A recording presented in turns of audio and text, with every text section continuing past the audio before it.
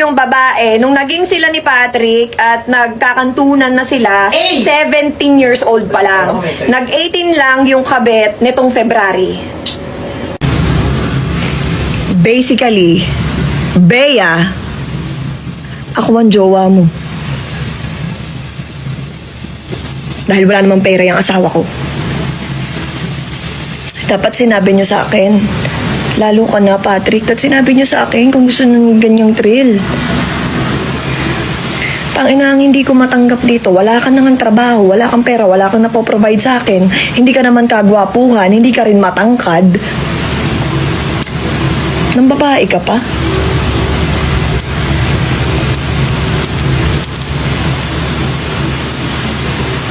Sabi ko sa'yo, pag nakalimutan kong mahal kita, tapos ka eh.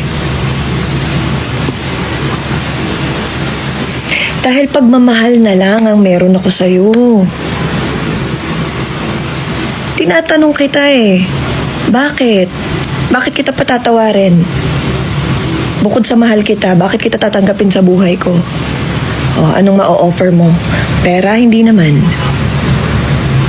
Pogi ka, hindi rin.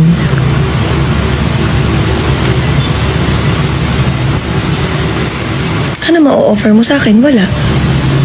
Basically, tinanggap kita dahil mahal kita. Charity.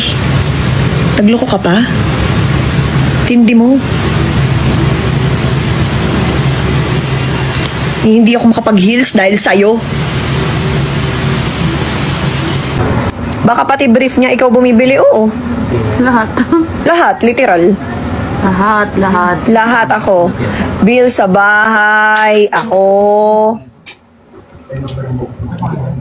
Paggawa ng bahay, ako. Kasal, ako. Sa totoo lang, never ko naman yung sinabi sa inyo, ha. Never ko yung sinabi sa inyo. Never kong sinabi yun sa inyo na ganun yung setup namin ni Patrick. Kasi ako, naniniwala ako na dadating yung oras niya. At saka nagpapasalamat ako na nandito siya. Parang, di ba, binibuild ko pa siya sa inyo na sabi ko, hindi ko naman din to kakayanin kung wala yung asawa ko. Di ba? Kasi syempre, sino bang Binibigyan mo ba siya ng credit? Oo, binibigyan ko siya ng credit na hindi ko naman to maaabot kung wala siya sa likod ko, na eto, hindi lang ako ang nagsasabi nito, narinig to ng mga kaibigan ko. Narinig ng mga kaibigan ko, binibuild ko siya, ganyan. Basically, hindi ako nagkulang talaga. Ayaw mo na rin talaga, focus na lang ako sa family ko. Kamal lang mukha mo yung mga anak mo!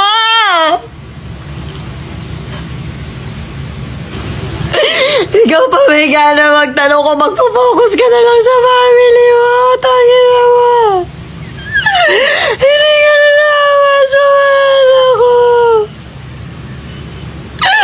Ginawa mo pa silang option.